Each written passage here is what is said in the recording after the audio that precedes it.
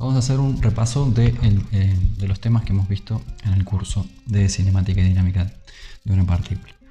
Muy bien, entonces comenzamos con vectores, ¿no? Vectores.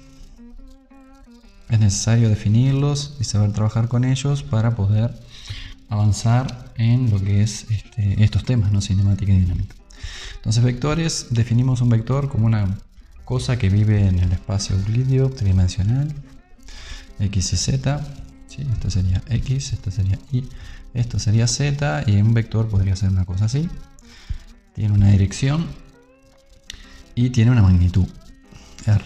Entonces r pues se puede descomponer. Esta es la sombra de r en el plano xy, la proyección de r en el plano xy, y luego pues tendrá r tendrá pues una componente en x, una componente en y, una componente en z. Bien, además de las componentes, bueno, también tenemos los versores definidos aquí, el versor y, el versor j y el versor k, que nos ayudan a expresar a este vector en componentes, en términos de sus componentes. R será rxy más ri j más rz k. Bueno, una vez que tenemos definido el vector, también se puede definir su magnitud de esta forma: raíz de rx cuadrado más ri cuadrado más rz cuadrado. Bueno, teniendo estas cosas, ¿sí? En los vectores nos van a asistir para definir algunas cantidades que tienen justamente eso, magnitud y dirección, como por ejemplo la posición, como por ejemplo la velocidad, la aceleración, la fuerza. Y son cantidades que vamos a usar a lo largo del curso, entonces esto pues es de suma importancia. Entonces esto es un vector, dijimos, necesitamos, bueno, en dos dimensiones también, en dos dimensiones nada más tenemos aquí x, y pues se divide el espacio en cuadrantes, 1, 2, 3 y 4. El vector, si vive en el primer cuadrante, tiene componente en x y en y positivas. Si vive en el segundo, tendrá componente en x negativa y componente en y positiva. En el tercero tendrá ambas componentes negativas, y en el cuarto pues tendrá componente en x positiva y componente en y negativa. Bien, se define el ángulo θ siempre así. Θ va desde el eje x hasta el vector, ya sea este, ya sea este, ya sea este, o ya sea pues este. ¿Sí? Ok. Bien, y eso. Una vez que tenemos eso, podemos definir la suma de vectores. Bueno, primero conviene definir el vector opuesto de r. El vector menos r será el vector menos rxy menos rij menos rzk. ¿Sí? Esto es el opuesto de un vector. Simplemente le ponemos menos adelante y apunta hacia el otro lado. Esto, ¿cómo se entiende? Bueno, si r apunta así, pues ahora r apunta para el otro lado, apunta para abajo y parte desde aquí. O si quieren, si parte desde aquí, pues mira hacia abajo. ¿Sí? Estaría en el octante opuesto. Y luego, ¿qué más? Bueno, luego se define la suma vectorial. Si tenemos un vector A más un vector B, entonces la suma pues será de esta forma, ¿no? Será AX más BX, todo eso por Y, más AI más BI, todo eso por J, más AZ más BZ, todo eso por K, donde el vector A viene dado por AX, AI, AZ, y el vector B por BX, BI y BZ. Ok, entonces esto es la suma vectorial. Luego vimos también, bueno, la resta es la suma del opuesto, ¿no? Si queremos hacer A menos B, lo que vamos a hacer es A más, que ya sabemos cómo sumar, simplemente se suman las componentes y le sumamos el vector menos b, que es el opuesto de b, y con esto definimos la resta. ¿sí? Con la suma y el opuesto hacemos la resta. Bien, ¿qué más?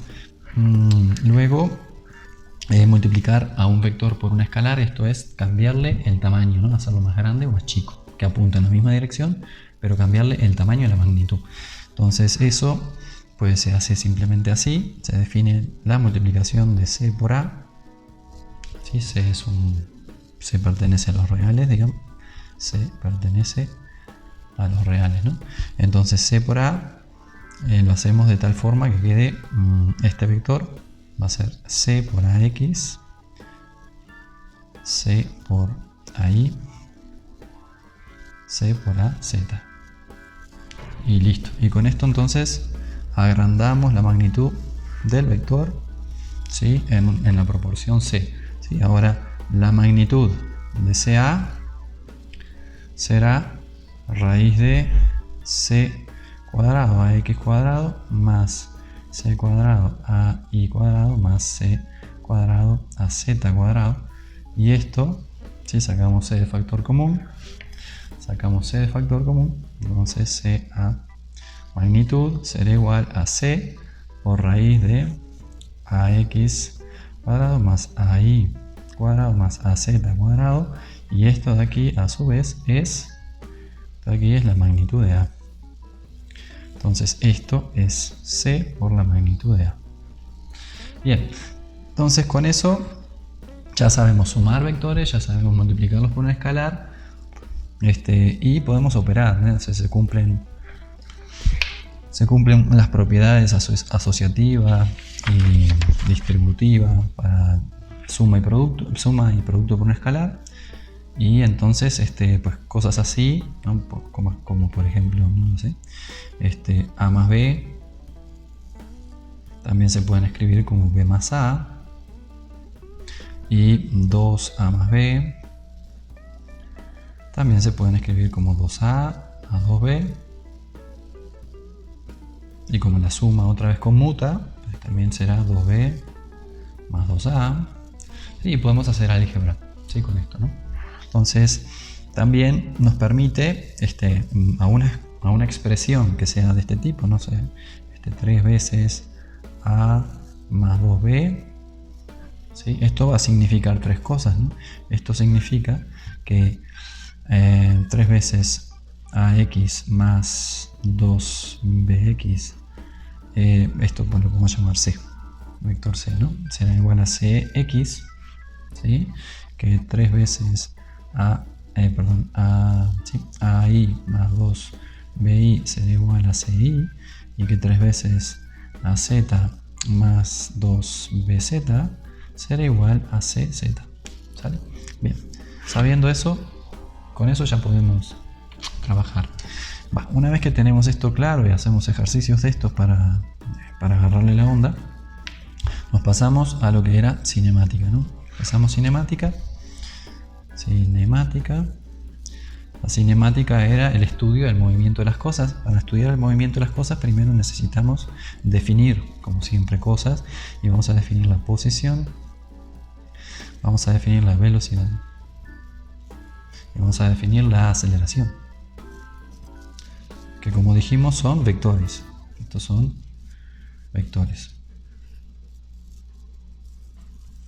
Bien, son vectores. Entonces, digamos que una cosa vive también en el espacio euclídeo tridimensional X, Y, Z, y tiene por posición un punto por ahí del espacio. Está aquí. La cosa viene dada por este vector, es decir, dado el origen de coordenadas, el 0, 0, 0, este vector nos dice dónde está la cosa que estamos estudiando. Puede ser, yo qué sé, lo que sea, una mariposa. Acá está la mariposa, entonces vector R, y eso me señala dónde está la mariposa en el espacio tridimensional. Y entonces, pero esto está asociado a un tiempo, que le podemos llamar 1, ¿no? Tiempo 1, y luego la mariposa al rato pues está aquí de repente, ¿no? R2. ¿Sí? Entonces, tenemos la posición R1, que corresponde al tiempo 1, y la posición R2, que corresponde al tiempo 2. ¿Sí? Y a partir de eso, de la posición que ya tenemos definida, que es un vector, y los instantes de tiempo T1 y T2, vamos a poder definir primero una velocidad media, ¿no? La velocidad media, bueno, primero un desplazamiento. Desplazamiento es el delta R, ¿sí? Esto es, delta siempre significa final menos inicial, esto será R final menos R inicial. Bien, delta en todas las materias significa lo mismo. Final menos inicial. Final de lo que pongamos acá menos inicial de lo que pongamos ahí. Bien, entonces eso es el desplazamiento R2 sobre, menos R1, y este es este vector así, ¿no? Es lo que se desplaza así. Este es el vector delta R. Se desplazó de acá para acá. ¿Va? Y ese delta R lo vamos a poder dividir por el tiempo que le toma a la mariposa moverse desde la posición 1 a la posición 2, ¿no? Y ese tiempo le vamos a llamar delta t, que viene dado por la diferencia del tiempo 2 menos el tiempo 1, es decir, el tiempo que le corresponde a esta posición menos el tiempo que le corresponde a esta posición, ¿sí? Y eso medido a partir de, bueno, pues yo que sé, un cronómetro, ¿no? Lanzamos el cronómetro, miramos cuando la mariposa está por acá, vemos, anotamos el tiempo que transcurrió, eso es T1. Seguimos mirando la mariposa, cuando pasa por acá, miramos el cronómetro y tenemos el tiempo 2. Tiempo 2 menos tiempo 1, eso es el delta T. El delta T será entonces T2 menos T1. Bien, con eso podemos definir la velocidad media. La velocidad media viene entonces dada por el desplazamiento sobre lo que pasa el tiempo. Y esto de aquí a su vez nos permite definir la velocidad instantánea, que no le vamos a anotar nada, simplemente v. La velocidad instantánea es v, que será igual al límite de delta t tendiendo a 0 de delta r sobre delta t. Bien, y este límite se anota así, porque como esto es muy largo, muy complicado de escribir, simplemente así, dr dt. Esto de aquí también se lee derivada de la posición con respecto al tiempo. Y eso será la velocidad, es el cambio de la posición con respecto al tiempo. El cambio de la posición con respecto al tiempo. Bueno, muy bien. Tenemos entonces definida la velocidad, y lo que vamos a hacer es definir, a partir de que tenemos la velocidad, también podemos definir la aceleración. Una aceleración media, que será igual al cambio de la velocidad con respecto al tiempo, y esto será,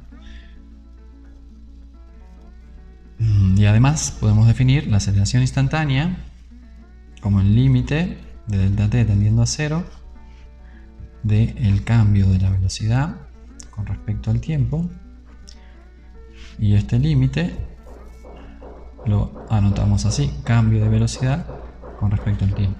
Esto otra vez derivada de la velocidad con respecto al tiempo.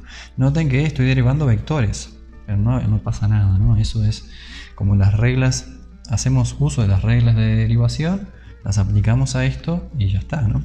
Sí, en el caso de que estamos derivando, ¿no?, para la velocidad, que derivamos la posición con respecto al tiempo, pues lo que hacemos es poner aquí el vector r, esto es rxy, bueno, derivada de rxy más rij más rzk con respecto al tiempo, y eso como la derivada de la suma de las derivadas, esto es la derivada de rxy con respecto al tiempo más la derivada de rij con respecto al tiempo más la derivada de rzk con respecto al tiempo. Como esta derivada es la derivada de del producto de una constante que es i, por una función del tiempo que es rx cambia con el tiempo y no, entonces esto a su vez es igual a, sacamos para afuera la derivada lo que es constante, nos queda nada más el cambio de r con respecto al tiempo, y eso por el verso d, más la derivada de ri con respecto al tiempo por j más la derivada de rz con respecto al tiempo por k, ¿sí? Entonces aquí tenemos esto de aquí, que es, también le conocemos como, o le llamamos Vx, porque es la componente en x del vector velocidad. A esto le vamos a llamar v sub i, porque es la componente en y del vector velocidad, y a esto le vamos a llamar vz, porque es la componente z del vector velocidad. Lo mismo aplica para la aceleración, es el cambio ahora de la velocidad con respecto al tiempo. Ponemos aquí el vector vxi más vij más vzk. Lo derivamos con respecto al tiempo, aplicamos las mismas reglas de derivación y llegamos a algo muy parecido, donde la aceleración tiene una componente en x, una componente en y, una componente en z, que serán el cambio de la velocidad en x con respecto al tiempo, más el cambio de la velocidad en y con respecto al tiempo, más el cambio de la velocidad z con respecto al tiempo. Es igual. Bueno, muy bien, entonces ya tenemos la aceleración, tenemos la velocidad, tenemos el desplazamiento, y con eso ya podemos estudiar casos, ¿sí? Y el primero de los casos que se estudia de movimiento es el movimiento más simple posible. Esto es el movimiento rectilíneo y uniforme. Movimiento rectilíneo uniforme. Esto es un movimiento que se da en una única dirección, ¿sí? Puede ser esta dirección o puede ser esta dirección, yo qué sé, cualquier dirección. Pero lo que vamos a hacer es, bueno, si es en esta dirección, pues así le vamos a llamar a las x. De repente le ponemos el 0 por acá y vamos midiendo dónde está la cosa. Y si se mueve así, pues las x van a ser así, ¿no? De tal forma que están alineadas con el desplazamiento. Bueno, bien, entonces rectilíneo es una única dimensión, ¿sí? No puede ser así porque esto ya deja de ser rectilíneo. Esto es una curva, no es rectilíneo. Y uniforme se refiere al movimiento. ¿Qué es lo uniforme? El movimiento. ¿Qué quiere decir que el movimiento sea uniforme? Que se da a velocidad constante, ¿sí? A velocidad constante. Y si tenemos a velocidad, que se mueve a velocidad constante, o si es rectilíneo, todo aquello de que r igual a rx y más, etcétera, pues se convierte únicamente en esto, porque estas de aquí no cambian, ¿sí? Esta va a ser siempre una constante, esto va a ser siempre una constante, entonces nos olvidamos de ellas, ¿sí? Esta r y j más rzk. De esta va a ser siempre el mismo número, esta va a ser siempre el mismo número, entonces no tenemos que incluirlas, y únicamente la que va a cambiar es rx, y como únicamente va a cambiar rx, hablamos de rx y ya está. Y rx a veces no le llamamos ni siquiera rx, no, normalmente le llamamos x, la posición en el eje x, ¿sí? X. Bien, entonces x. Y para este tipo de movimiento, velocidad constante, nos queda que x depende del tiempo de forma lineal, x0 más b sub 0x por el tiempo, y que la velocidad obviamente es una constante porque es lo que estamos diciendo, ¿no? Velocidad es una constante que la podemos llamar v0x, que es la que va aquí. Eso es lo que vale v0 en todo momento, ¿sí? Entonces v de t, un número, siempre igual, y x de t, pues una línea recta. Va. Luego, el segundo movimiento que estudiamos, que es un poquito más complejo y que contiene en este caso al movimiento rectilíneo uniforme, es el movimiento rectilíneo uniformemente acelerado. Movimiento rectilíneo uniformemente acelerado, ¿sí? MRUA. Ahora lo que es uniforme no es el movimiento, sino que lo uniforme es la aceleración. Ahí está. Lo uniforme es la aceleración. ¿Eso qué quiere decir? Que la aceleración para todo tiempo t es una constante, a x sub 0, ¿sí? Esto para todo t. Ok, entonces, si tenemos esto, lo que hacemos, ¿no? Ya veíamos que si teníamos la posición r, entonces derivábamos y obteníamos la velocidad, y si volvíamos a derivar, obteníamos la aceleración. Bueno, pues si tenemos la aceleración, que esto es lo que tenemos, es justamente la aceleración, lo que podemos hacer es integrar para conocer b y volver a integrar para conocer r, ¿sí? Para este lado derivo, para este lado integro e integro. Sí, en el curso no usamos integrales porque se supone que ustedes todavía no las saben, pero aquí para hacer el resumen la voy a usar. ¿Por qué? Porque son más fáciles, ¿no? Entonces llego antes, ¿no? Entonces si tengo la aceleración, que es esto, y además para que también vean otra forma de hacer las cosas, ¿sí? Para que vayan viendo cómo es esto de integrar, no tiene no tiene ningún misterio, la verdad. Entonces, de aquí para acá, ¿sí? Si ya sabemos esto, pues la forma matemática de conocer b y conocer r simplemente es hacer la operación inversa a la derivación. Si a partir de b derivo y obtengo a, pues a partir de a integro y obtengo b, ¿sí? Bien, entonces tengo esto. La definición de a es que es el cambio, ¿sí? La definición de a de t, es el cambio de la velocidad con respecto al tiempo. Y a partir de aquí, esto lo puedo pasar para acá multiplicando, me queda a de t, que es una constante que nada más vale a x sub 0 por el dt, igual al db. ¿Sí? Y esto es lo que vamos a integrar. Entonces integramos de un lado, integramos del otro, para mantener esta igualdad. ¿Sí? Esto es una constante que es ax sub 0, la sustituimos ahí, entonces ponemos integral de ax sub 0 de t igual a integral de db. ¿Sí? Ningún misterio por ahora. Bien, y ahora la integral es una especie de suma, es una suma de infinitos infinitesimales. ¿Sí? Como es una suma, es como una sumatoria, pero de infinitos infinitesimales en lugar de ser una suma de finitos números. Esto sale de factor común, porque es un factor común que afecta a cada uno de esos cachitos de la integral. Y esto sale para afuera de la integral, es una constante. Entonces me queda que ax sub 0 por la integral de t es igual a la integral de b. La integral de t es simplemente el delta t, ¿sí? Es el cambio que hay entre lo que pongo acá abajo y lo que pongo acá arriba, ¿sí? Los límites de la integral. Aquí pongo un 0, vamos a integrar entre el tiempo igual 0 y entre el tiempo final t. Aquí vamos a poner lo que le corresponde a esto, que es la velocidad inicial, bx sub 0, y aquí le ponemos, ¿sí? Esta es la velocidad que le corresponde al tiempo 0, y esta es la velocidad b que le corresponde al tiempo t, b de t. Bueno, entonces esto de aquí queda ax sub 0 por esto de aquí, y esto simplemente delta, es decir, t menos t sub 0, vamos a poner t sub 0, y esto simplemente 0, ¿no? Igual a esto que es delta de nuevo, cambio v menos bx sub 0. Y de aquí despejamos v, la velocidad, ¿no? Velocidad en el tiempo, igual esto lo pasamos para allá sumando, esto es nada, entonces nos queda v sub 0, x o bx sub 0, más la aceleración por el tiempo. ¿Sí? Esto de aquí, entonces llegamos relativamente fácil al integrar esto. Y luego la siguiente expresión, igual. ¿Sí? Lo que vamos a hacer ahora es decir que la velocidad la velocidad en el tiempo es igual al cambio de la posición con respecto al tiempo. Esta es su definición. Esto pasa por acá multiplicando y hacemos lo mismo, volvemos a hacer lo mismo.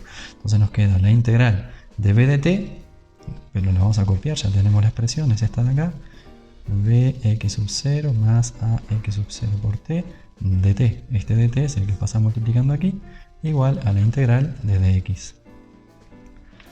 Bien, entre qué y qué, otra vez entre el tiempo 0, que es 0, un tiempo t, y aquí la posición que le corresponde a este tiempo inicial, x sub 0, la posición final, x.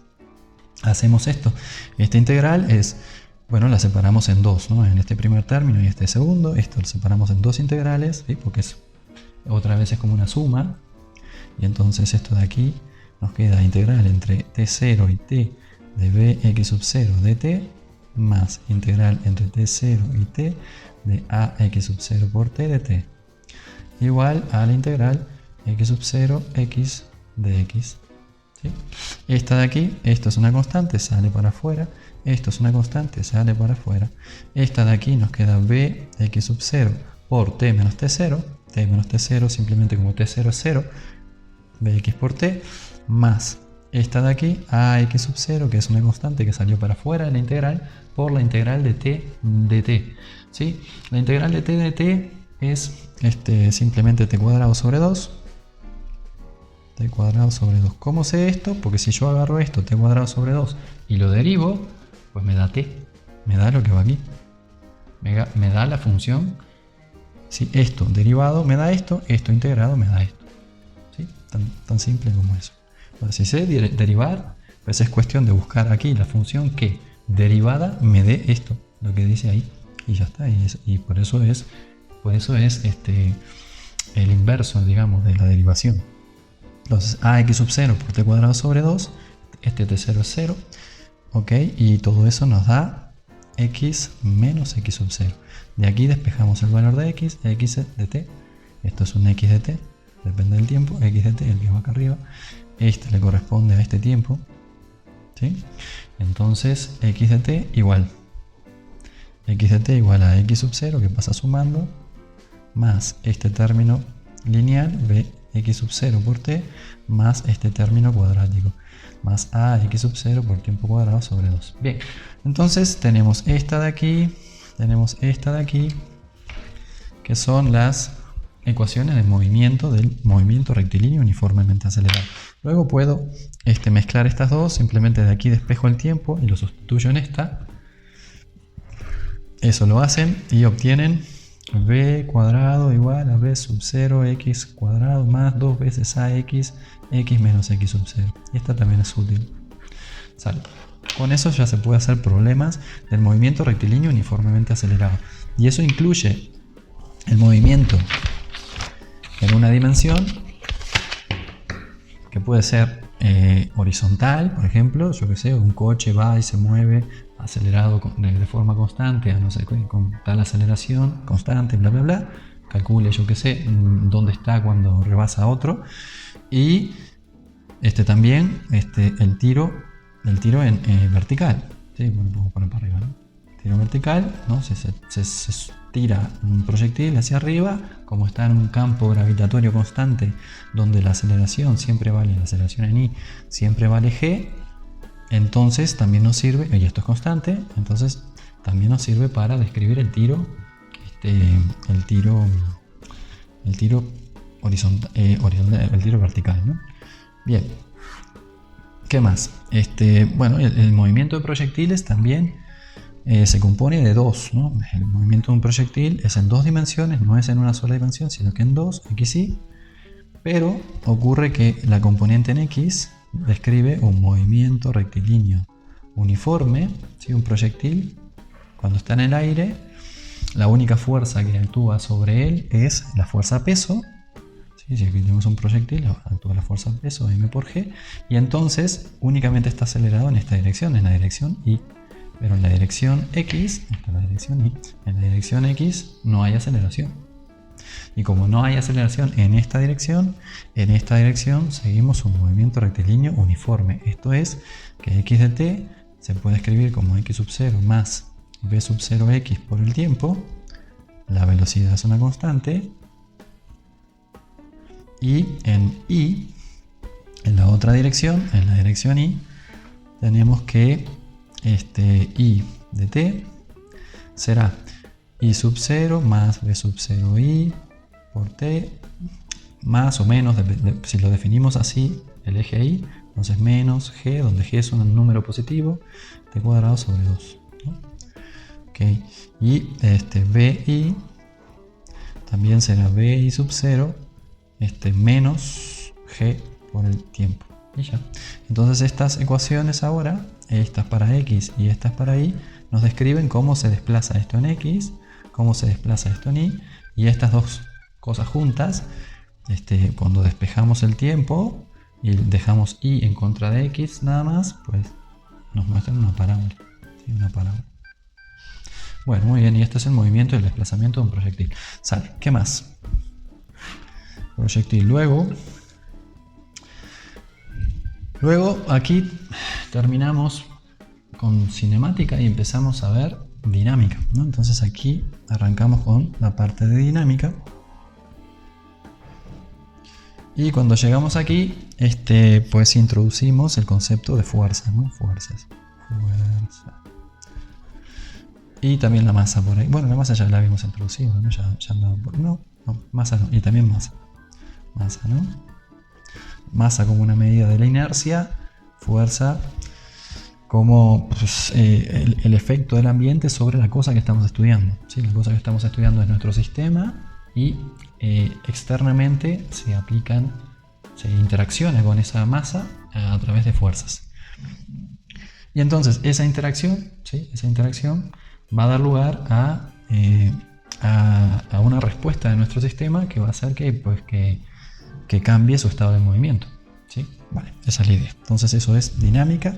La dinámica, pues es básicamente el estudio de las leyes de Newton, ¿no? Estas son la primera ley, la segunda ley y la tercera. ¿Qué dice la primera? La primera dice que la suma de fuerzas, la fuerza neta, la fuerza resultante a esta cosa, ¿sí? Suma de fuerzas, resulta de tomar en cuenta todas las fuerzas que aplican sobre el sistema y sumarlas de forma vectorial. Ya sabemos trabajar con vectores, ya sabemos sumar vectores, pues hay que sumarlas así. Entonces, a lo que nos da esa suma le llamamos fuerza neta o fuerza resultante o suma de fuerzas. Muy bien, suma de fuerzas, le podemos poner aquí un externo para decir que son externas y no son internas al sistema. Esto de aquí, bueno, cuando esto es cero, la primera ley nos dice que cuando esto es cero, cuando no hay fuerza neta, entonces la cosa que estamos estudiando sigue un movimiento rectilíneo y uniforme. Movimiento rectilíneo, línea recta y además uniforme. Es decir, no cambia su velocidad, no hay aceleración. Eso es la primera ley.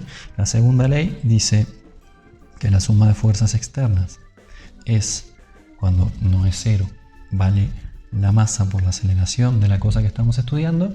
Fíjense que la aceleración está alineada con la fuerza neta resultante. Y la tercera ley dice que para la de acción-reacción, reacción.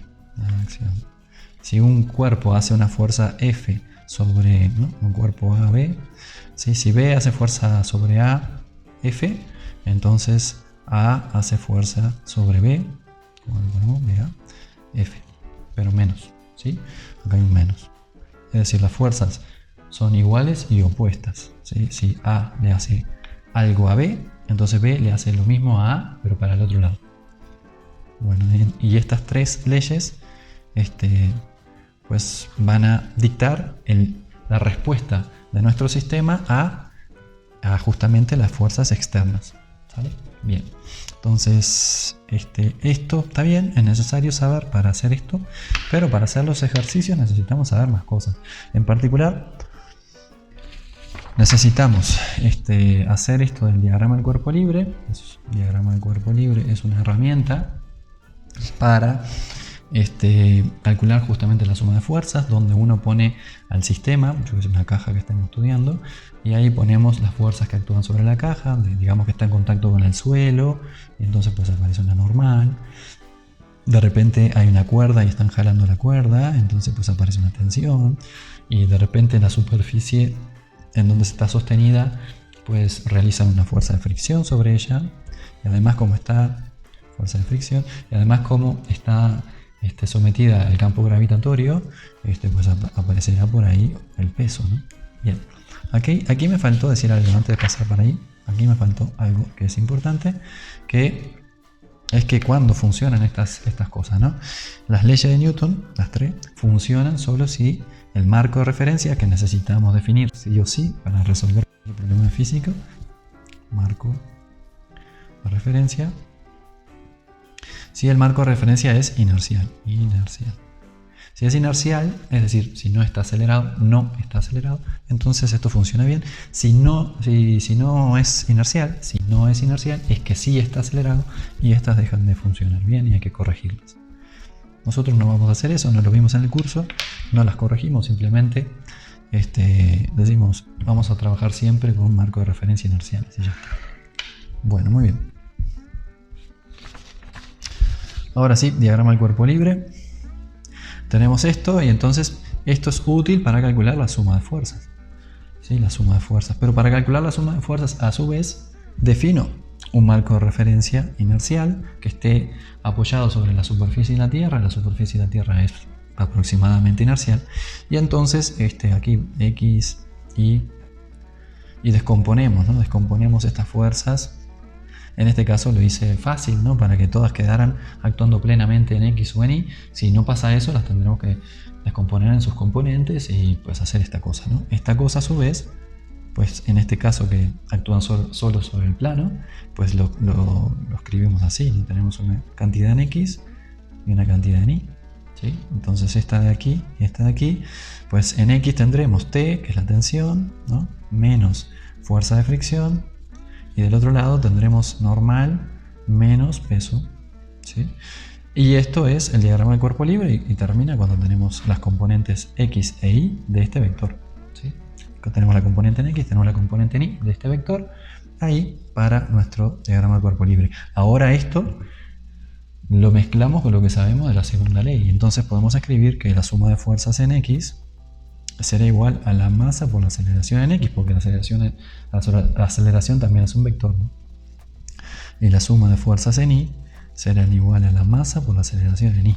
Si sabemos que en y no hay aceleración, como suele ocurrir, ¿sí? Una caja que está apoyada sobre una superficie, sabemos que no acelera en la dirección y. No acelera en la dirección y porque eso sabemos por experiencia, porque sabemos que las cajas no vuelan y no se entierran en las superficies que lo sostienen. Y entonces esta de aquí suele ser cero, ¿no? Suele ser cero. Si la definimos así, si es un plano inclinado, nos va a convenir definir al eje X así y el eje Y así.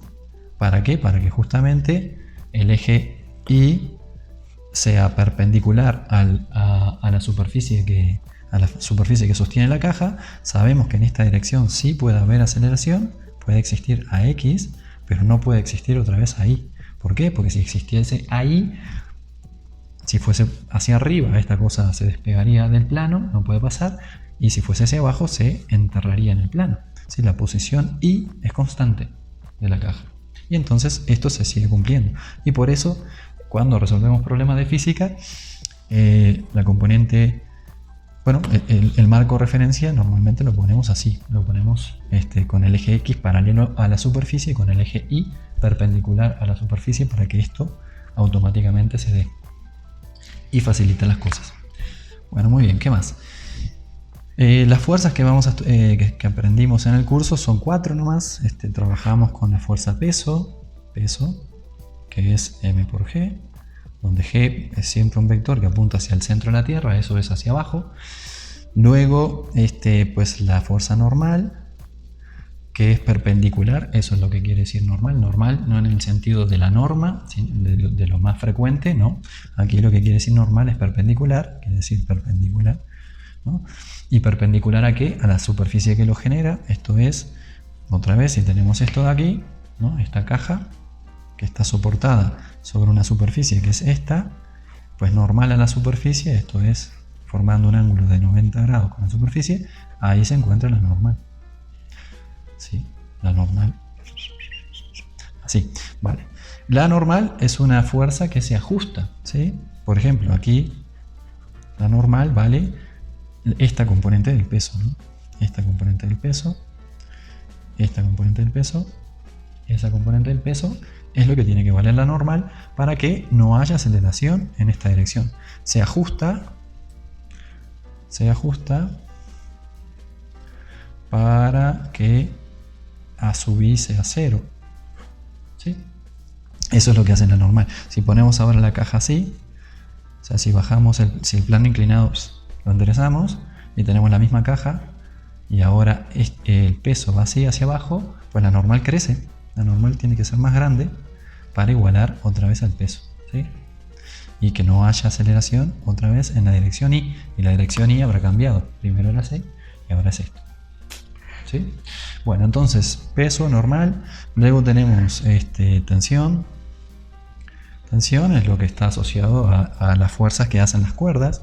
Cuando las cuerdas no tienen masa, es decir, son ideales, entonces si uno jala de un extremo de la cuerda, ¿no? Digamos de aquí, con una fuerza T, pues esa fuerza T se traslada directamente a la caja. Cuando uno hace el diagrama del cuerpo libre de la caja, pone esta T ahí directamente. La tensión siempre va mirando desde el objeto hacia el centro de la cuerda, ¿no? Si el centro de la cuerda anda por acá, esto mira para allá, ¿sí? No hay pierde. ¿Sí? Si la tensión, por ejemplo, no lo sé, tenemos un techo, tenemos aquí un par de cuerdas, acá un nodo y aquí otra cuerda y acá una caja, entonces hacemos el diagrama del cuerpo libre del nodo, entonces tendremos nodo por aquí, tendremos una fuerza de tensión hacia el centro de la cuerda. El centro de la cuerda está para acá, hacia abajo. El centro de la cuerda de esta está para acá, una así. El centro de la cuerda, esta está para acá, otra así. Tendremos tres tensiones y esas tres tensiones tendrán que hacer que este nodo no acelere si esto es un problema estático, si esto está estático quiere decir si permanece en reposo en todo momento. No hay aceleración y entonces la aceleración en X y la aceleración en Y, ambas deben ser 0. Bueno, eso es tensión.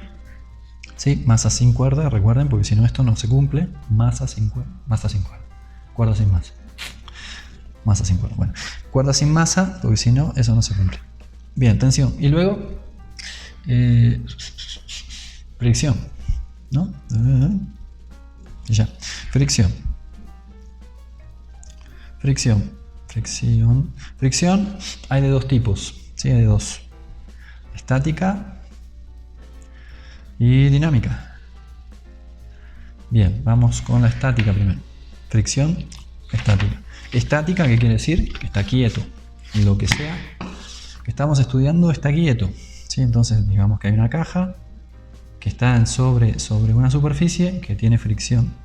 Lo solemos poner así con unas rayitas ahí abajo para indicar de que la superficie tiene fricción con la cosa que pusimos arriba.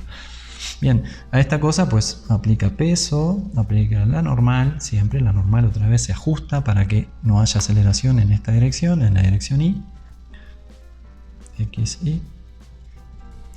Y entonces esta normal será igual que el peso. Va. Además, si alguien empieza, por ejemplo, a jalar un poquito de una cuerda que está aquí, ¿no?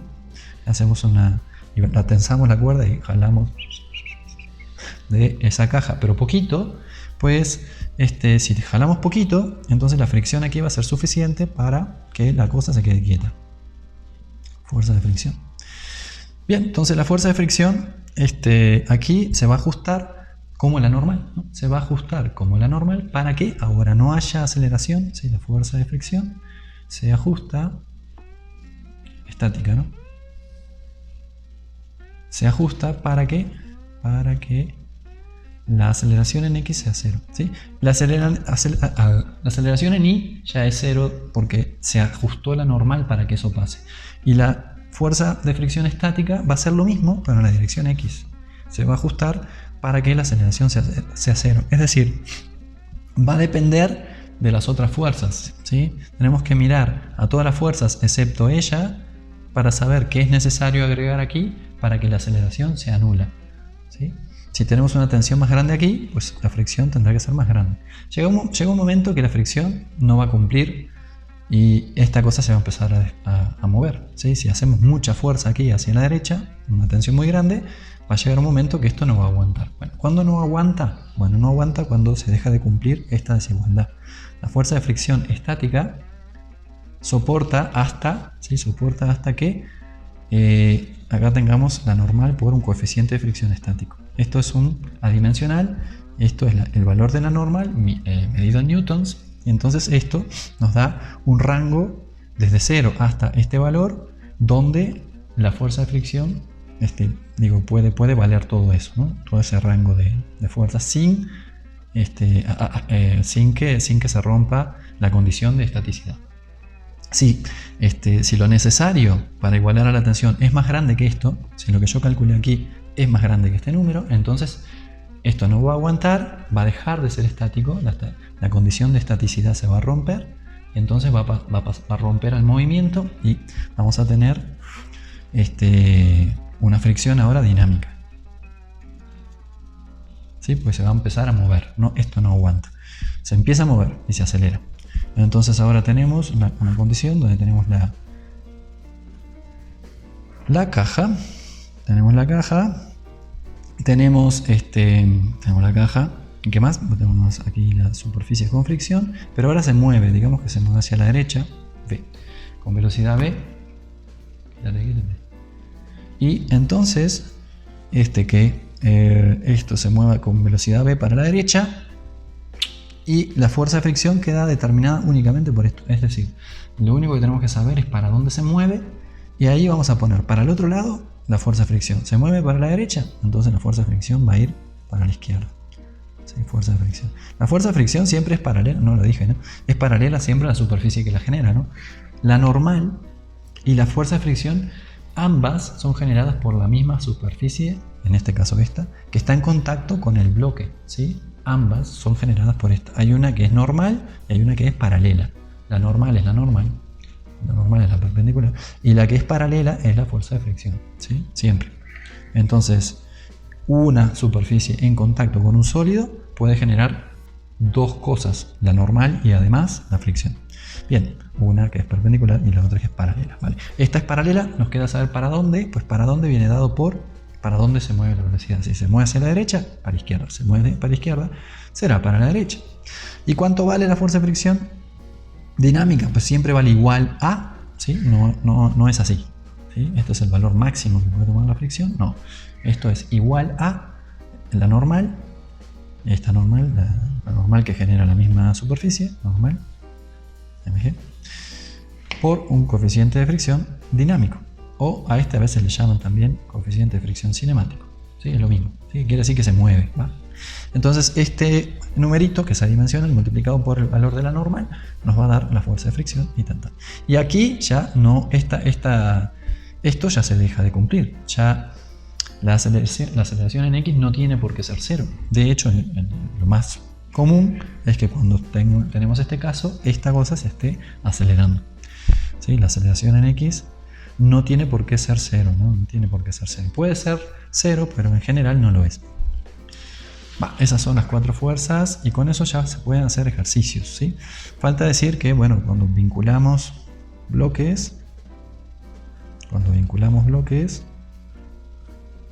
para hacer los ejercicios, pues aquí nos conviene definir X así, ¿no? Y así, y en este caso X hacia abajo y esto así, ¿no?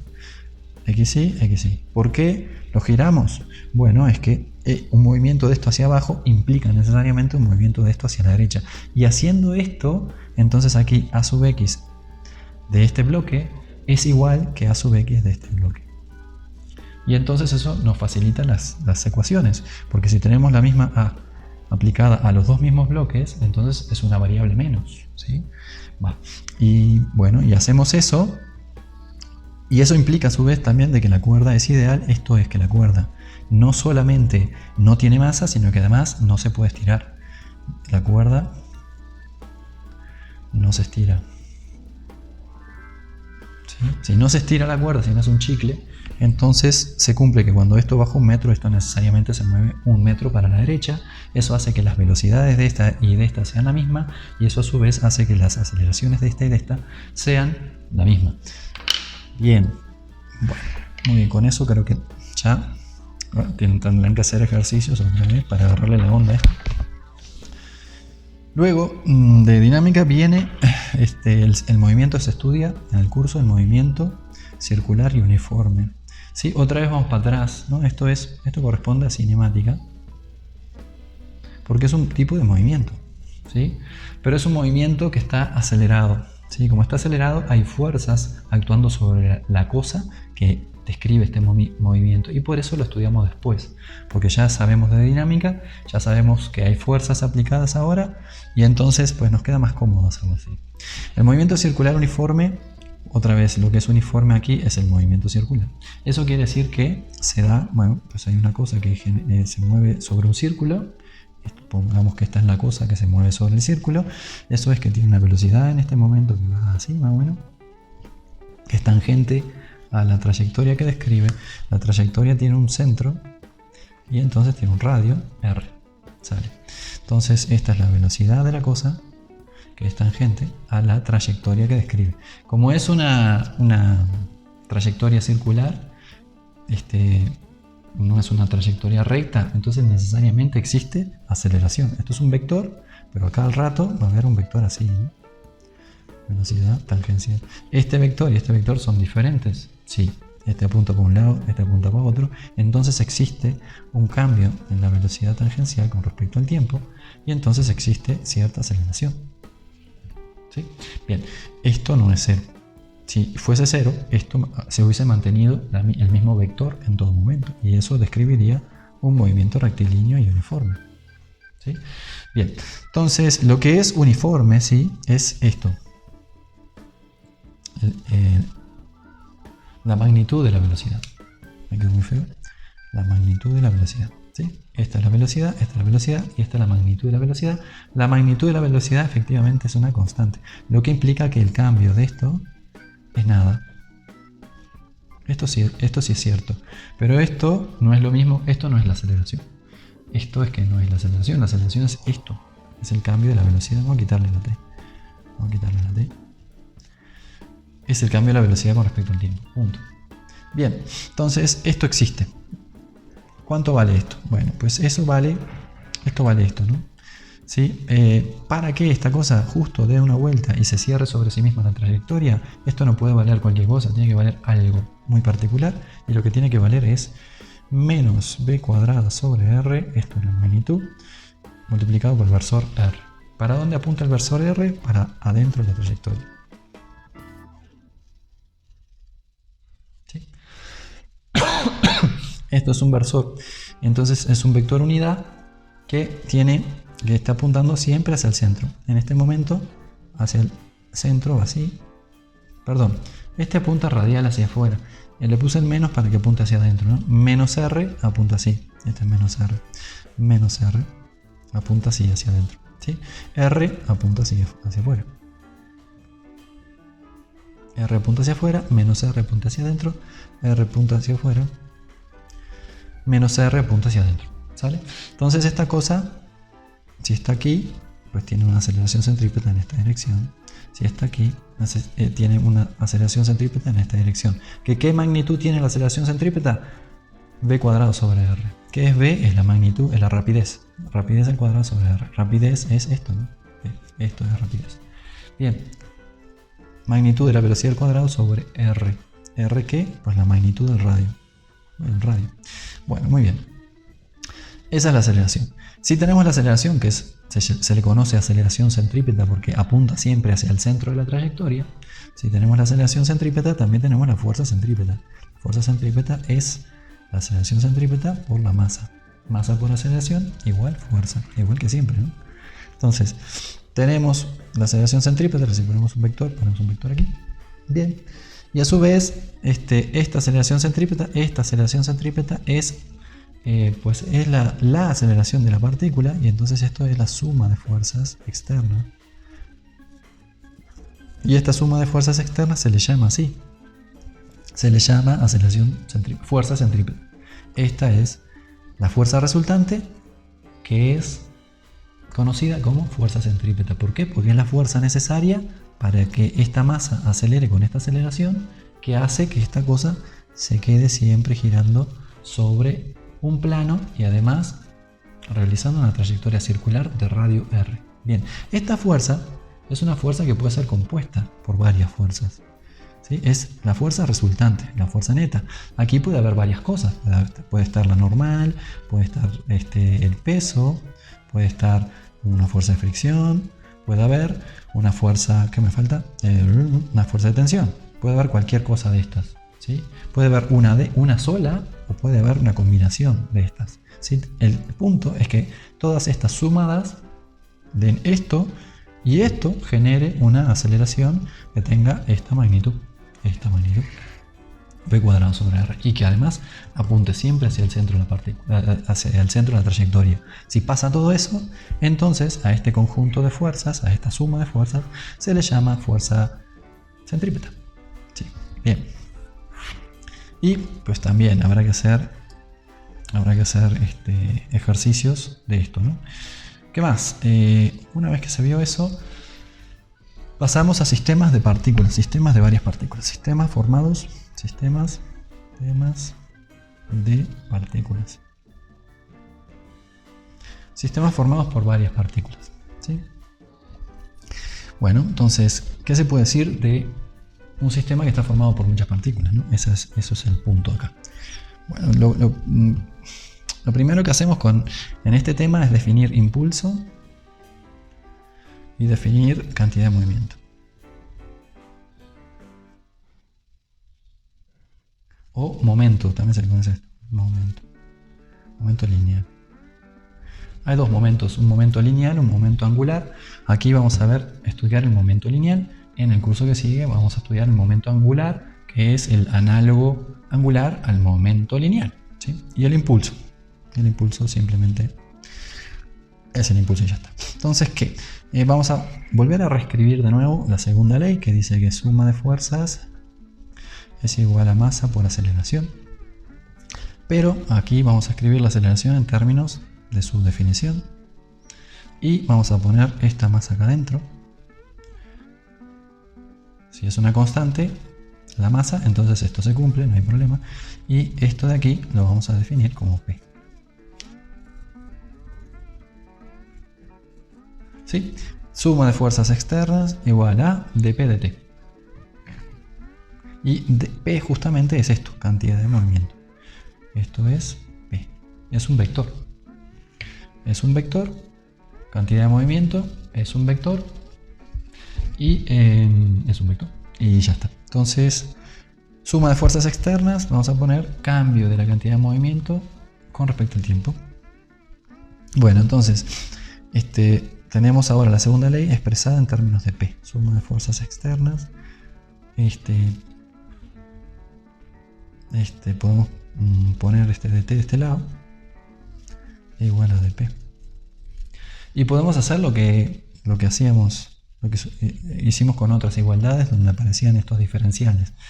Integrar de un lado y del otro. ¿Sí? Por eso a veces, bueno, un poquito de integral, un poquito de lo que es el cálculo integral, pues es necesario saber para entender un poquito mejor estas cosas. ¿Sí? Entonces, a esta cantidad de la izquierda se le conoce como impulso. Y a esta cantidad de la derecha simplemente es el delta P. Esto se convierte en delta P. Esto, delta P. ¿Por qué? Porque es la integral de dP. ¿Sí? Y esto es un vector. Entonces esto es un vector. Delta P es P final menos P inicial. Ese sería el P inicial que ponemos acá y el P final que ponemos acá arriba. Entonces nos queda P final menos P inicial, delta P. Y del otro lado tenemos a esa cantidad que es el impulso. Y lo denotamos con la letra J. Impulso, y eso también es un vector J. J se mide en... Es la integral de la fuerza neta aplicada en el tiempo. ¿Sí? Es, digamos, si esto es constante, sale para afuera de la integral y nos queda esto multiplicado por el delta T. Es la fuerza aplicada por un cierto intervalo de tiempo. Cuanto más tiempo actúa la fuerza, más impulso. Cuanto más fuerte es la fuerza, más impulso. ¿Sí? El impulso es proporcional a la fuerza aplicada, pero también es proporcional al tiempo en el cual está aplicada esa fuerza. Esto produce, esto es externo. Esto es el agente externo que está haciendo cosas sobre nuestro sistema. Y esto es cómo reacciona nuestro sistema. El sistema, ¿qué hace? Bueno, pues le están aplicando una fuerza durante cierto tiempo, pues cambia el estado de movimiento. ¿Sale? Cambia el estado de movimiento. Y eso es el teorema impulso cantidad de movimiento.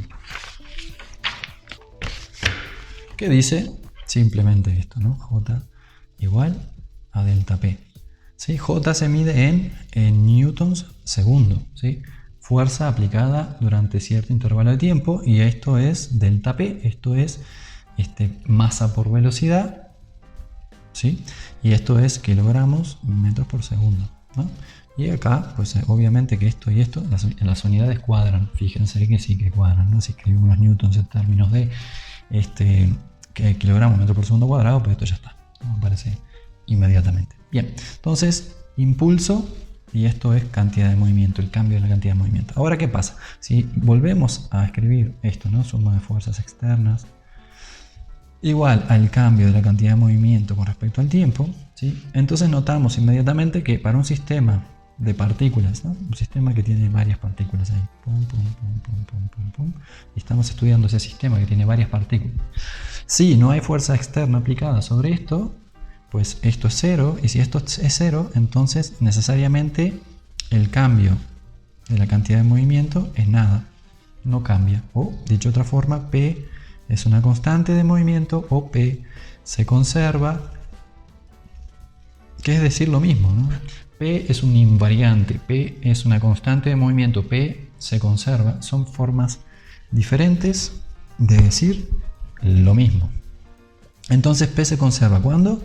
Cuando no hay fuerzas aplicadas sobre el conjunto de partículas. Si este conjunto de partículas está en el medio de la nada, digamos que es un gas, ¿sí? Que está por ahí en el medio de la nada, literalmente, entonces no hay fuerzas externas, no hay nada que realice fuerza sobre esto, y estas cosas sí interaccionan entre sí, pero esas interacciones son internas, no son externas, son internas, y entonces no son capaces de cambiar la cantidad de movimiento del sistema. ¿Por qué? Porque aparecen siempre las fuerzas de a pares, esto es por la tercera ley, y esas pares de fuerzas se cancelan, porque una es igual que la otra, pero para el otro lado, al sumarlas, se van. Y entonces no cambia la cantidad de movimiento del sistema. Va. Bien, entonces, eso. Y esto es útil además, es útil porque nos permite estudiar una masa de gas en el medio de la nada, pero también nos permite estudiar choques, ¿no? Y por eso hay ejercicios de antes y después,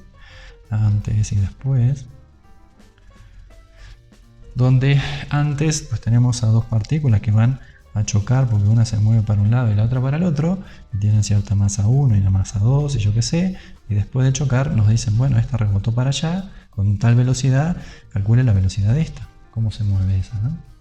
Y eso es justamente para aplicar esto, para irle entendiendo a este tipo de conceptos. Bueno, muy bien. Luego, ¿qué más? Luego de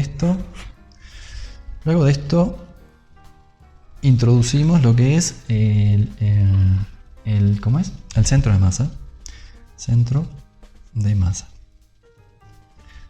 El centro de masa es un concepto que aplica a un conjunto de partículas. Si tengo este conjunto de partículas, y si todas las partículas tienen más o menos la misma masa, pues el centro de masa debe andar, yo que sé, como por acá, como por el medio, ¿no?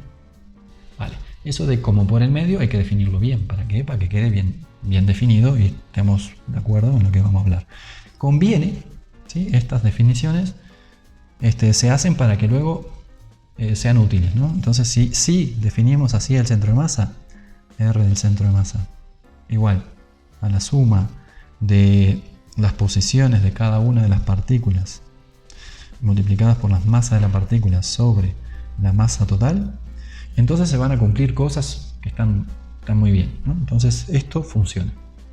Y esta es la definición del centro de masa. Es un promedio ponderado por la masa de las posiciones. Bien, esta de aquí, pues otra vez es una expresión vectorial, ¿no? Entonces pues quiere decir tres cosas. Quiere decir que la posición X del centro de masa será suma de las masas por las posiciones en X sobre la suma de las masas. La posición Y del centro de masa será igual a la suma de las masas por la posición Y del centro de masa sobre la suma de las masas, etc. Y Z del centro de masa lo mismo, ¿sí? Esto, cada vez que ven una expresión vectorial, pues se imaginan tres ecuaciones idénticas, una aplicada para X, una para Y y una para Z, ¿no? Y con eso obtenemos las componentes X, Y y Z del centro de masa, y con eso armamos este vector, ¿sí? Bien, entonces eso ya lo tenemos claro porque ya entendimos de vectores. Entonces ¿qué? Bueno, dada esta definición de la posición del centro de masa, ahora podemos calcular la velocidad del centro de masa, ¿no? Tenemos el centro de masa está aquí, bien, y ahora es, ¿cómo se mueve el centro de masa? ¿Se mueve para la derecha, para arriba, para la izquierda, para abajo? ¿Para dónde se está desplazando? ¿Cómo es ese desplazamiento en términos del tiempo? Bueno, entonces para eso vamos a la velocidad del centro de masa. Y la velocidad, ¿sí? La velocidad viene dada por lo de siempre, es el cambio de la posición con respecto al tiempo. ¿Por qué? Porque esta es la definición de velocidad y la tenemos que usar, porque ya la tenemos definida, no podemos redefinir, no se vale hacer eso. Entonces, tenemos la posición del centro de masa, sí, ¿cuál es? Esta es la posición del centro de masa. Entonces aquí vamos a ver cómo cambia la posición del centro de masa con respecto al tiempo. Ponemos acá la definición, que es esta, viene para aquí y tan, ¿no? Bueno, hacemos eso. Entonces esto es igual a el cambio con respecto al tiempo. ¿De qué? De esto. Lo copiamos y lo ponemos ahí. Suma de RI, MI sobre suma MI. Y ustedes me dirán, bueno, pero ¿esto cómo hacemos? Pues es fácil, es igual que siempre. Esto es una constante. Esto es la masa total. La suma de todas las masas sub I son la masa total M del sistema, ¿sí? Es la masa de esta, más la masa de esta, más de esta, más de esta, más de esta, más de esta, más de esta. Es un número. Como es un número, es una constante. Como es una constante, sale para fuera del diferencial.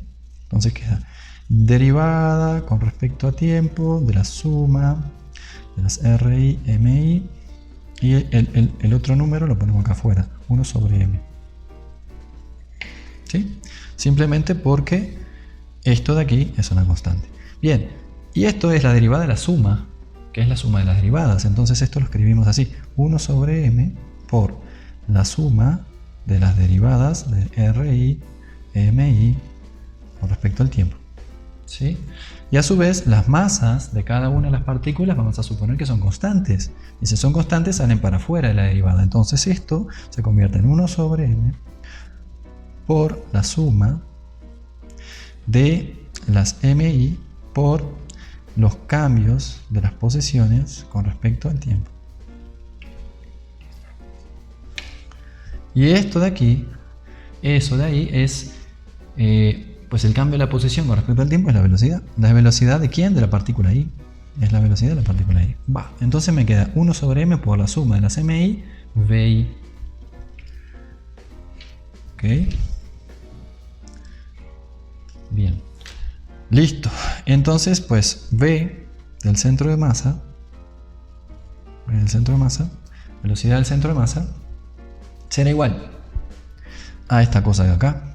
Y esa cosa es 1 sobre m, o vamos a escribirlo de arriba primero, suma de las MI, VI, sobre, ¿sí? Esto es lo primero, es lo de acá, y dividido m total también lo puedo escribir así, suma de las MI. Y bueno, ¿qué pasó? Y pasó que obtuve algo muy similar a lo que ya tenía acá, ¿no? A lo que ya teníamos acá. Esto, R centro masa, es la suma de las posiciones ponderadas por la masa. Y aquí, pues también, la velocidad del centro de masa es la suma, es el promedio de las velocidades ponderadas por la masa, ¿sí? Entonces, esta expresión y esta expresión son análogas, digamos, ¿no? Son muy similares. Solamente sustituí aquí en lugar de la posición puse la velocidad, en lugar de la posición de cada una de las partículas puse la velocidad de cada una de las partículas. Y así obtuve esto de aquí. Bien, esta es la velocidad del centro de masa. Bien, tengo la velocidad del centro de masa, pero esto dijimos que es la masa total. Entonces podemos escribir así, ¿no? Podemos escribir algo como masa total por velocidad del centro de masa igual a la suma de las MI, VI. Es decir, la suma de las PI. MI y VI también lo puedo escribir como PI. Y entonces obtengo esto, ¿no? ¿Y eso qué quiere decir? Eso quiere decir que la suma de todos los momentos de todas las partículas es igual que la masa total del sistema multiplicado por la velocidad del centro de masa. Y eso es útil, ¿sí? Fíjense que la suma de cada una de las P, es decir, esto tiene su P, esto tiene su P, se están moviendo, ¿no? Este tiene su P, esta tiene su P, esta tiene su P, esta tiene su P, esta tiene su P, ¿sí? La suma de todas estas P's da lo mismo que la masa total del sistema multiplicado por cómo se mueve el centro de masa del sistema, ¿sí? Muy bien. ¿Qué más? Bien, y podemos hacer algo parecido para calcular la aceleración del centro de masa.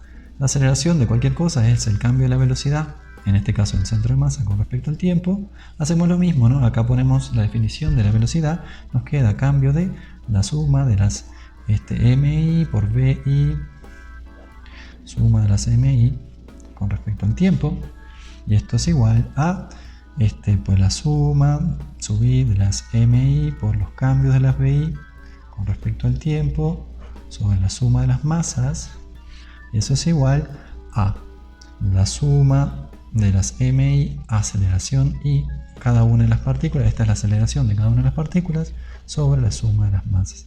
Es decir, otra vez, el promedio ponderado por la masa de las aceleraciones de todas y cada una de las partículas que componen a mi sistema de partículas, ¿sí? A mi gas. Bueno, y esto otra vez, esta es la masa total, y entonces puedo pasarla para acá y puedo decir lo siguiente, puedo decir que la masa total por la aceleración del centro de masa de mi sistema es igual a la suma, a esto de aquí, de las masas por las aceleraciones que actúan en cada una de las partículas. Pero las aceleraciones que actúan en cada una de las partículas, esto de aquí, pues es la fuerza neta que actúa sobre cada partícula. Esto es la fuerza neta que actúa sobre la partícula I. Y entonces puedo escribir que la suma de todas las fuerzas netas que actúan sobre cada una de las partículas y, ¿sí?, la suma de todas las fuerzas netas que actúan sobre todas las partículas y me dan igual que la masa total del sistema multiplicado por la aceleración del centro de masa del sistema. Es decir, ¿qué es lo que rige al movimiento del todo? ¿Sí? Porque el centro de masa nos representa el todo, es la posición de eso, el centro de masa, es decir, la posición del centro de ese sistema. Y la posición de ese centro se rige por su aceleración, y la aceleración viene dada por la suma de fuerzas total aplicado sobre todas las partículas dividido por la masa total, ¿sale? Pero esta cosa de acá también excluye solito a las, porque esto de aquí también se puede escribir como dos términos. Vamos a separar a las fuerzas que son externas y a las fuerzas que son internas. Las fuerzas internas son todas aquellas que aparecen en acción y reacción. Partícula 1 con partícula 2. Si la 1 le hace algo a la 2, la 2 le hace lo mismo pero para el otro lado a la 1. Y estas suman 0. ¿Por qué? Por la tercera ley. La tercera ley, acción-reacción, nos dicen que esto de aquí es 0. Y por eso es tan importante la tercera ley. Porque nos permite hacer esto. Y entonces aquí nada más nos queda la suma de fuerzas externas que aplican sobre ese conjunto de partículas. Si esto es 0, entonces esto yo ya sé que la aceleración del centro de masas es nada. No está acelerado el sistema de partículas. ¿Va? Vamos a aterrizar una idea. Digamos que estamos estudiando un vaso de agua. Un vaso que tiene agua. Sí, un vaso de agua, no. Un vaso que es de vidrio, pero que contiene agua, ¿no? Entonces está acá el agua, ¿no? H2O, que tiene un chorro madral de partículas. Un montón. Y ese montón de partículas, yo sé que la suma de fuerzas externas que aplican sobre esto es 0, porque sobre todo esto, todo este conjunto de partículas, aplica el peso, que aplica sobre cada una de ellas, pero que es como si estuviese aplicado sobre el centro de masa y hacia abajo, y también aplica la normal que hace esta superficie del vaso sobre las partículas de agua hacia arriba. También para contener las paredes hacen fuerza sobre las moléculas de agua hacia la de la izquierda hacia la derecha, la derecha hacia la izquierda, pero de tal forma que estas y estas son iguales, esta, la normal, es igual también que el peso, y entonces la suma de fuerzas externas es 0. ¿Qué va a pasar entonces con el centro de masa de este sistema, que es el agua, que está por acá? Pues no va a estar acelerado. No está acelerado. ¿Por qué? Por esto, por la tercera ley, porque esto es 0. Esto de acá es 0, y si esto es 0, entonces esto de aquí necesariamente es 0, porque esto no lo es. La masa, la suma de todas las moléculas de agua, la suma de las masas de todas las moléculas de agua, no es 0. Y entonces, esto necesariamente lo es. Y esta cosa no está acelerada. La aceleración del centro de masas del sistema es 0, es nula, ¿no? Entonces yo sé qué le va a pasar al centro de masa, a pesar de que no sé qué le está pasando a todas y cada una de las partículas que componen ese líquido. De hecho, se están desplazando, se están moviendo, todas tienen cantidad de movimientos diferentes y todas están cambiando su cantidad de movimiento, todas están aceleradas en general. Sin embargo, la aceleración del centro de masa es nada, y eso es muy útil para estudiar justamente cosas grandes, ¿sí? Si yo tiro una piedra o tiro una pelota de béisbol, yo qué sé, tiro la pelota de béisbol y la tiro toda con cierta velocidad así, pues yo sé que la velocidad del centro de masa es esta. Esta es la velocidad del centro de masa. Y no me estoy preocupando por cómo se mueve, cómo se desplaza cada una de las partículas que componen la pelota, ¿sí? Que pueden estar vibrando, pueden estar haciendo cosas que no tienen nada que ver con esto, ¿sí? Entonces, si me fijo en las fuerzas externas, voy a poder hacer predicciones de lo que le va a pasar a esta velocidad luego, ¿sí? Con el paso del tiempo.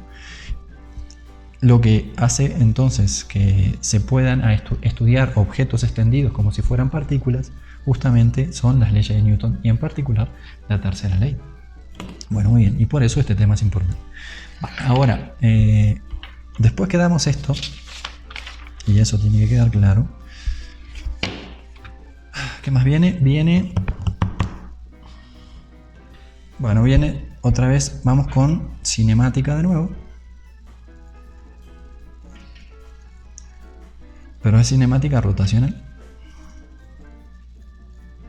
Cinemática rotacional. Cinemática rotacional. ¿De qué va este cuento? Ahora, una cosa que de repente si es una pelota y la tiramos así, pues ya podemos describir cómo va y hasta dónde llega y todo lo demás. Y está muy útil, está muy bien. Ahora, si tiramos una cosa que es una varilla de repente, en lugar de una pelota, una varilla, vamos a hacer otro dibujo. Tiramos una varilla y la tiramos y el centro de masa de la varilla también va a ser así. Y eso está muy bien. Pero capaz que, además de que el centro de masa realiza esta trayectoria, que es una parábola que viene descrita por la cinemática de un proyectil, además gira de repente en torno a este eje, ¿sí? Y esta cosa está girando mientras está avanzando. Entonces esta está aquí, pero cuando está aquí de repente pues está así la varilla, etc. ¿Sí? Entonces este tipo de movimientos se descompone en dos: en un movimiento lineal más un movimiento rotacional. Si podemos descomponer eso en estos dos términos, uno lineal más uno rotacional, luego al componerlos tenemos el movimiento total de esta cosa, ¿sí? Que es el movimiento de, no sé, si tiramos esta cosa, pues la tiramos y va haciendo así, ¿no? Yo qué sé, ¿sí? Si describimos cómo rota y además cómo se traslada, entonces ya lo hicimos. Entonces ahora vamos a estudiar nada más cómo rotan las cosas. Pero ahora, ¿qué cosas son las que rotan?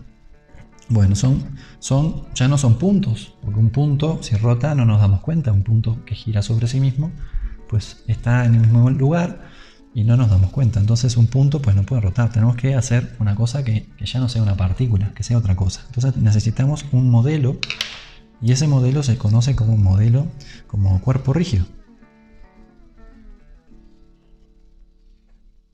¿Y qué es el cuerpo rígido?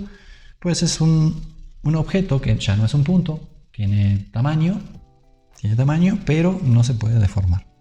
Pues eso es un cuerpo rígido, no se puede deformar. Entonces, tenemos el cuerpo rígido y vamos a estudiar cómo gira en torno a un eje. Y ya está, eso es todo lo que vamos a hacer. Que el eje puede estar en su centro, por ejemplo, si es una varilla, puede estar en su centro de masa, puede estar aquí, y la varilla girar así o girar así. ¿Vale? O también podemos ponerla, yo que sé, en un extremo o en cualquier otro punto. Vamos a ponerlo en un extremo. Vamos a ponerlo aquí en un extremo. Vamos a decir esto es X, esto es Y. Y vamos a poner, no una varilla, sino más fácil todavía, una aguja. Vale, y la aguja está aquí. Entonces este punto de aquí, punto P de nuevo, podría, y el vector R de repente, que está asociado a este punto P, nos puede decir para dónde apunta esto, ¿no? Y como R otra vez lo podemos escribir en términos de RXY más RIJ, pues si tenemos a R sabemos dónde está la varilla, ¿sí? Esto está bien. Pero aquí tenemos dos numeritos, ¿no? RX e RY. Y esto es un cuerpo rígido. Si es un cuerpo rígido y está atado aquí, porque por aquí pasa su eje, ¿sí? Entonces pues restringimos el movimiento de este punto, que es el punto de más afuera de esta cosa, ¿sí? Lo restringimos únicamente a este círculo. No puede salirse, de esta circunferencia. No puede salirse de ahí. Y si no puede salirse de ahí, pues nos sobra un numerito, porque ya sabemos que rx cuadrado más ri cuadrado tiene que ser una constante siempre, ¿sí? Y tendríamos dos ecuaciones, imponer esto y imponer esto, ¿no? Y así restringir esta ecuación. Eso es un poco más complicado que decir, bueno, pues esto defino aquí teta, y teta ya me define mi punto, y entonces ya sé dónde está. Entonces definimos a teta en radianes, que es el arco sobre el radio, ¿sí? Es un cociente de dos cosas que se miden en metros. Esto va en metros, esto va en metros. Este es el arco que corresponde a este radio. Y entonces, dado un arco y dado un radio, tengo un ángulo teta, ¿sale? Teta en radianes. Bien. ¿Y qué? Y bueno, y si tengo aquí un R1 y luego tengo un R2, es decir, que la aguja luego se movió para aquí, a R2, me queda un poco grande esto, yo que sé, R2, que viene dado por θ2,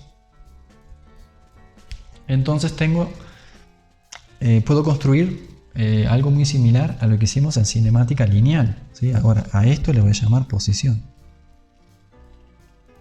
pero va a ser posición angular en lugar de ser posición lineal. Y pues luego, pues ¿qué va a aparecer? Va a aparecer la velocidad, ¿sí? La velocidad media, que va a ser igual al cambio de la posición angular con respecto al tiempo. Y si hacemos el límite de delta t tendiendo a 0 de esta cantidad, entonces aparece omega instantánea, ¿sí? Entonces esto es un número que está asociado a omega. Vale. Noten que está girando todo esto en torno a este eje. Podría haber girado la aguja en torno a este otro eje, el Y, o este otro eje, el X. Está girando en torno al eje Z. Como está girando en torno al eje Z, a teta, pues se llama teta Z. Teta Z. Y como este es teta Z, pues este será omega Z, será la velocidad angular alrededor del eje Z. Y esta será también omega Z. Y aparecerá también una aceleración angular alfa igual a delta omega Z, alfa Z, sobre el tiempo. ¿Sale? Y así hacemos el límite, esta es la media, si hacemos el límite de esto con el delta t tendiendo a 0, aparece alfa Z.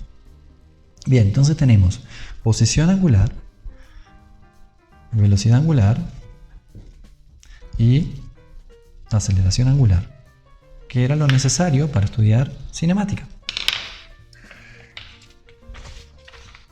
Ahora, si esta cosa, ¿no? Si esta cosa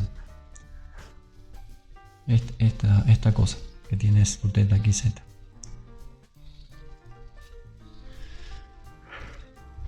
resulta que alfa, que es la aceleración angular, es una constante, pues entonces volvemos a obtener todas las mismas ecuaciones que obteníamos antes para la cinemática. Es decir, ahora simplemente hacemos esto, ¿no? O sea, cuando vemos cuando vemos x, cuando teníamos x, esto es lineal, pues ahora ponemos angular y ponemos teta, z. Luego aquí ponemos, si teníamos acá la velocidad en x, la componente en x de la velocidad, pues del otro lado aparece omega z. Y si teníamos la aceleración en x, pues ahora aparece alfa, la aceleración angular. ¿Sale? Y entonces con esto, y tomando las ecuaciones del movimiento rectilíneo uniformemente acelerado, que ya vimos, pues convertimos esto en movimiento circular uniformemente acelerado. ¿Sí? Entonces, ¿qué? Donde decía x de t igual a x sub 0 más v0x, x sub 0 por t, más aceleración en x por t cuadrado sobre 2, ¿sí? Pues ahora vamos a escribir una análoga a esta, pero que diga teta de t igual a teta sub 0 más omega 0 t más alfa t cuadrado sobre 2. ¿Sí? Bien, y donde antes decía v de t igual velocidad en el tiempo x igual a una velocidad inicial más la aceleración en x por el tiempo, pues ahora vamos a escribir que omega z de t será la velocidad angular inicial más alfa z por el tiempo. Y donde decía v cuadrado igual a vx sub 0, bueno, vx cuadrado, no sé qué, más 2 veces aceleración en x por x menos x sub 0, ahora va a decir omega z cuadrado igual a omega inicial, omega z dije, z0 al cuadrado más 2 veces alfa z por el desplazamiento, este es el desplazamiento angular, teta menos teta z. ¿Sí? Análogas. Hay una analogía, ¿vale?, entre lo lineal y lo angular. Bien, entonces, si esto parte del reposo, ¿no? Esta aguja está aquí primero, ¿no? Y luego empieza a acelerar con alfa constante, pues va a ir ganando cada vez más velocidad, y eso, ¿sí? Entonces podemos describir teta en función del tiempo, su velocidad angular en función del tiempo, etc. Y podremos hacer otra vez problemas que involucren estas cantidades. Hay un vínculo entre la cinemática rotacional y la lineal. Es decir, Si esta cosa está girando como está girando, entonces este punto de aquí, el más alejado, digamos, de la aguja, pues va a tener una velocidad determinada por, de alguna forma, lo rápido que está girando, ¿no? Entonces esta velocidad tiene que ver, esta velocidad tangencial tiene que ver con cuán rápido está girando esto así, omega. ¿Sale? Y hay que ver ese vínculo. Entonces, para ver ese vínculo, otra vez vamos a la definición de la posición angular. La posición angular, θ, que se mide en radianes, es el arco que podemos llamar S sobre R. Arco sobre radio, ya lo vimos. Entonces, simplemente este radio lo pasamos multiplicando a θ y nos queda θr igual a S, o sea, el arco barrido por este punto, el arco barrido por este punto, este arco barrido por este punto, ¿sí? Es igual a θ por R, θ al ángulo barrido por R. Y esto es una distancia. La distancia que avanza esta cosa es el ángulo barrido por R. Entonces, eso es lo que dice aquí. Y como tenemos eso, que es un vínculo entre la posición, entre la cantidad angular θ y el arco barrido S, pues podemos derivarlo, ¿no? Entonces lo derivamos con respecto al tiempo. Y como esto es un infinitesimal, observamos que los cambios pequeños de arco, este cambio pequeño de arco, son tangenciales a la trayectoria, y eso me genera el cambio de arco se mide en metros, metros por unidades de tiempo, segundos, metros por segundo es la velocidad entonces tangencial, la velocidad que va en esta dirección, en la dirección tangente a la trayectoria. Entonces esto de aquí es la velocidad tangencial, y esto de aquí pues habrá que ver. R es una constante, sale para afuera del diferencial, nos queda que R derivada de θ con respecto al tiempo es igual a la velocidad tangencial, y de θ con respecto al tiempo, cambio de la posición angular con respecto al tiempo, es la velocidad angular. Esto es R por omega igual a V tangencial. Entonces la velocidad tangencial está vinculada con el giro a través del radio. ¿Qué quiere decir? Cuanto más grande el radio, más grande la velocidad tangencial. Y eso lo podemos ver en una rueda grande, los puntos que están fuera, ¿no?, de la rueda se mueven rápido, los puntos que están más cerca del centro cada vez más lento, y el eje, el punto que se encuentra sobre el eje, no se traslada, siempre se queda quieto, ¿va?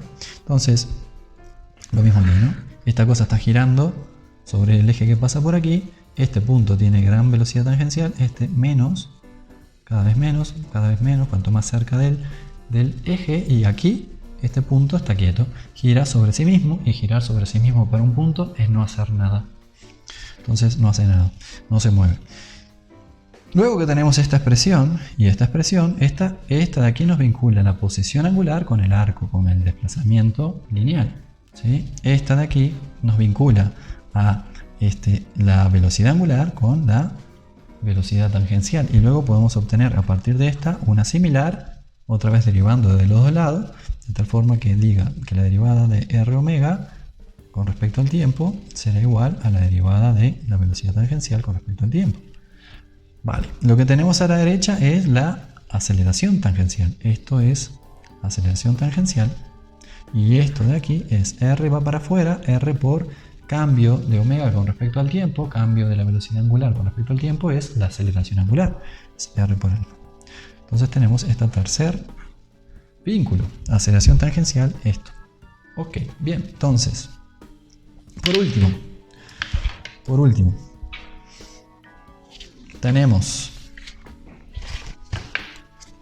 tenemos que este punto de la aguja, este es el eje, se está desplazando con cierta velocidad, bueno, está barriendo la aguja, cierto ángulo con respecto al tiempo.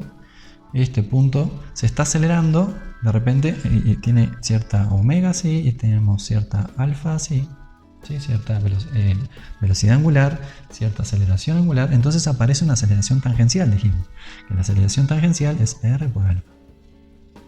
Vale. ¿Para dónde mira la aceleración tangencial? Pues así. Esa es la aceleración tangencial. Pero además, esta cosa describe una trayectoria circular.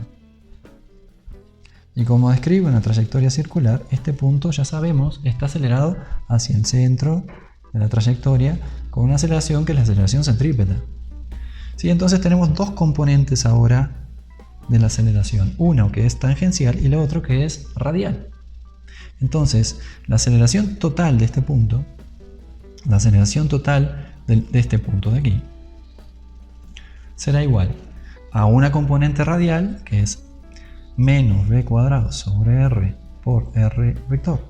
¿Sí? Esto es que tiene esta magnitud v cuadrado sobre r y apunta hacia el centro de la trayectoria, y además tiene una componente tangencial que es r por alfa.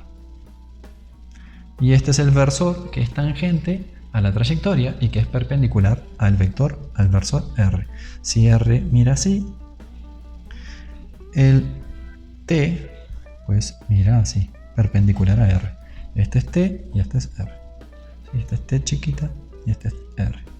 ¿Sale? R mira hacia el centro de la trayectoria y t mira tangente, es decir, perpendicular a r. Bien, y esta sería la aceleración de un punto que tiene aceleración angular y por ende tiene aceleración tangencial, además de tener la aceleración centrípeta que siempre tiene. ¿Sí? Alfa puede ser 0. Si alfa es 0, entonces esto sigue un movimiento circular uniforme.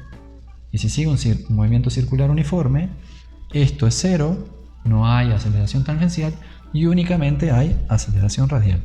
Si además esta cosa, ¿sí?, primero gira lento y luego cada vez más rápido, más rápido, más rápido, entonces tenemos una alfa diferente de 0 y entonces tenemos dos componentes de la aceleración.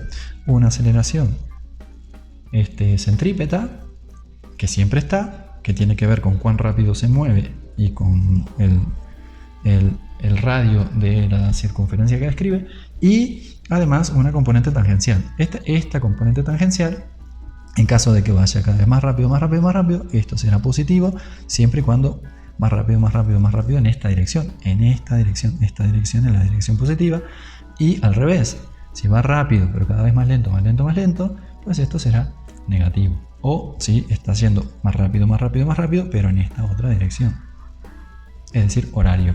Si es horario, ¿sí?, la velocidad angular será negativa, y si cada vez describe, acelera en esa dirección, es decir, en la dirección horaria, esto será también negativo. ¿Vale? Bueno, muy bien. Entonces, ahí terminamos. Y con esto, aquí, pues, si entendimos hasta aquí, ya lo hicimos, ¿no? Ya entendimos de qué va el curso de física. Una cosa es entender de qué va el curso de física, va de esto, y otra cosa es resolver los ejercicios, ¿sí? Ambas cosas son necesarias, ¿no? Esto ayuda, si entendimos muy bien esto, pues luego los ejercicios salen con más facilidad, ¿sí? Pero si entendimos muy bien esto y no hicimos nunca ejercicio, pues lo más probable es que no salgan, ¿sí? Hay que hacer las dos cosas. Bueno, muy bien. Esto fue un repaso.